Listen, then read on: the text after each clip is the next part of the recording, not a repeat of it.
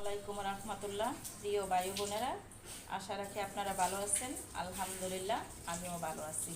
আজকে আমি আপনাদেরকে দেখাবো কাঁঠাল কাটার সঠিক নিয়ম। এইভাবে বোটার কাছ থেকে সরাসরি এইভাবে কাঁঠালটাকে টেনে বটি দিয়ে অথবা চাকু দিয়ে একদম সোজাসুজি এইভাবে কেটে নিতে হবে।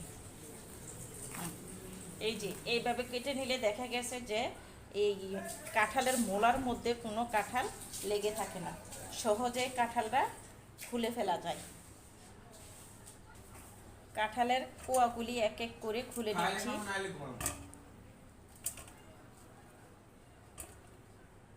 কাঁঠালগুলি খুলে খুলে আমি গামলায় রাখছি।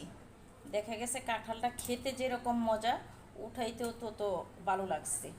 আর এই কাঁঠালটা বেশি নরম না এবং শক্তও না, মিডিয়াম, তাই খেতেও ভালো লাগছে, কাঁঠালটা খুলতেও ভালো লাগছে।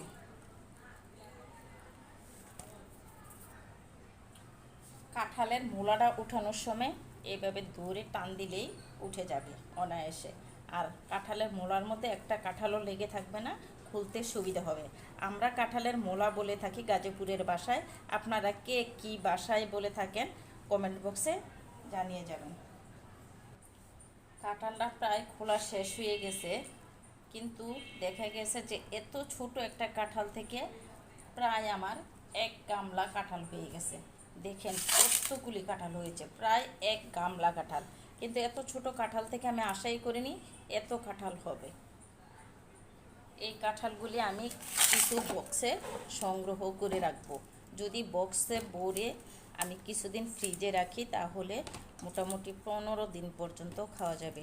তাই আমি এইভাবে কাঁঠাল খুলে বক্স করে আইসক্রিমের বক্সগুলিতে চতুর্দিক দিয়ে যদি আমি কস্টেপ লাগিয়ে রাখি তাহলে কাঁঠালের গন্ধও ছড়ায় না এবং ফ্রিজেও কোনো রকম গন্ধ হয় না।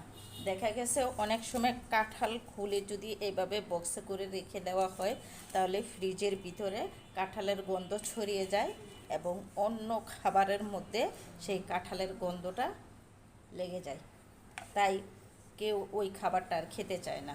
তাই আমি এই বক্সের চতুর্দিক দিয়ে কষ্টে পেঁচিয়ে রাখি যেন খাবারে গন্ধটা না লাগে। আর আমার মতো করে এইভাবে কাঁঠাল সংগ্রহ করেন কে কে, সেটাও আমাকে কমেন্ট বক্সে জানিয়ে যাবেন। আমি এখন আরেকটা বক্স নিয়ে নিয়েছি, সেই বক্সটাতেও কাঁঠাল নিয়ে নেব।